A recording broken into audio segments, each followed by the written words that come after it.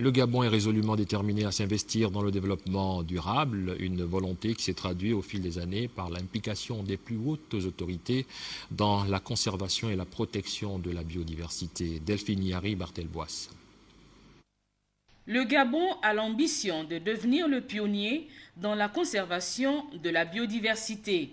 Ceci s'explique par le fait qu'en dehors des 11% du territoire national, composé des parcs forestiers auxquels s'ajoutent 6 sites Ramsar, convention relative aux zones humides d'importance internationale, portant à 21% les aires protégées du territoire gabonais, le président de la République a récemment annoncé à Sydney la création d'un réseau de parcs marins couvrant près de 23% des eaux territoriales et de la zone économique exclusive de notre pays. Une zone au sein de laquelle aucune pêche commerciale sera autorisée, ce qui va inclure une extension de 27 000 km² du parc national de Mayumba.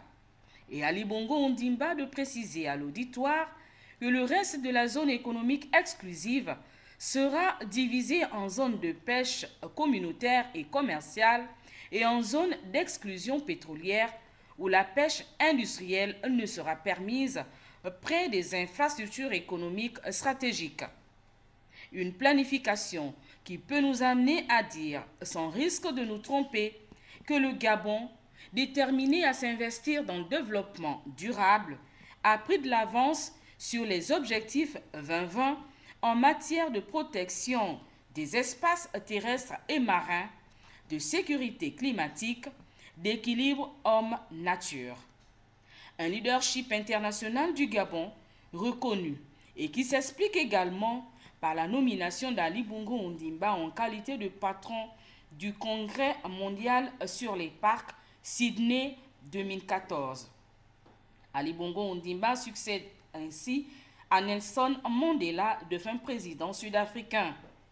Une charge qui ne donnera pas de répit au numéro 1 gabonais. Déjà, en mars 2015, le Gabon va abriter pour le Sud la conférence étape sur le climat avant la tenue de la COP à Paris sur les changements climatiques. Pendant ce temps, la rencontre de Sydney devra conduire les délégués à l'élaboration d'une feuille de route visant à atteindre l'objectif mondial de protection d'au moins 17% des espaces terrestres et 10% des océans d'ici à 2020.